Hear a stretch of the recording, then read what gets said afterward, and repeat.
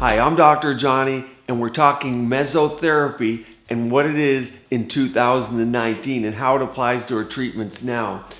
I've had the pleasure of working with people who developed this procedure about 20 years ago.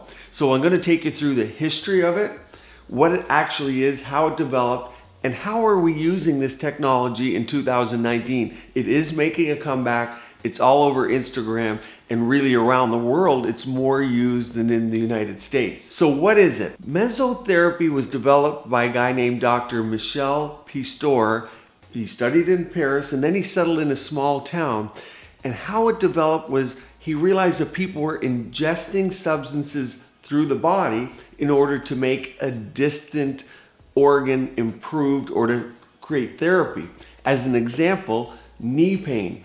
Instead of taking a pill orally, he thought, why not put the medicine directly around the knee? Then, of course, like everything else, an aesthetic application was found, and people started using it for skin. By putting retinol, elements, hyaluronic acid, antioxidants, all those things directly in the skin and providing nutrients, the skin was improving.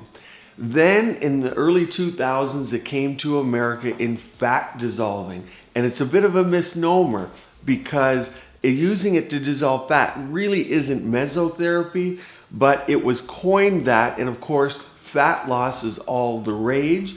And Kybella stemmed from that because deoxycholate and phosphatidylcholine were used for what they call mesotherapy. Being a misnomer because really meso means middle layer, and it means putting substances in the middle layer skin, but mesotherapy is deeper into the fat layer.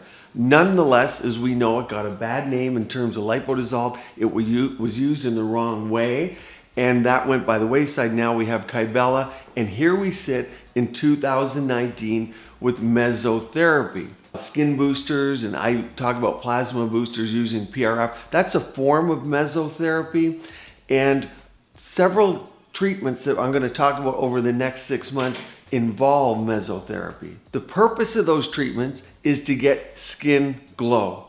And the reason we're seeing a comeback is because skin glow is valued again. When we see someone and we see beautiful, healthy, vibrant skin that glows, we think they're healthy. They look rested as opposed to looking sickly or tired. It's just something that goes on in the brain. So mesotherapy today, you see it in micro devices, small devices that barely go into the skin, but actually do go into the meso layer to put in nutrients. You see it in the form of micro needling, and that's one of the big reasons we don't see the guns used anymore that were used, the meso guns, the Pistor 3 and 4 and so on, and the electrical guns as much, because micro needling's thought to go in the middle layer and put those nutrients there.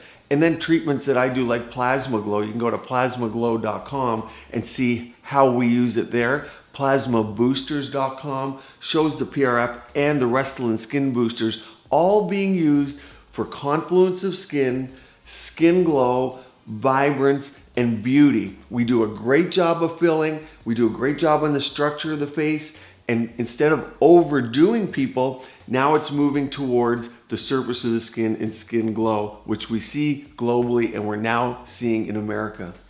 So that's a little of the history of mesotherapy, a little bit about how it came to America in terms of lipodissolve, and how we're using it in 2019. Now, a lot of people watch this channel from around the world. We'd love to hear your comments. How are you using it in your country? A lot of people are using AquaGold and different systems like that here. How are you finding those treatments, and how are your patients being receptive to them? In the comments below, let us know. Also go to Instagram and follow us there for continued helpful tips. Keep your skin and body beautiful, healthy, and vibrant.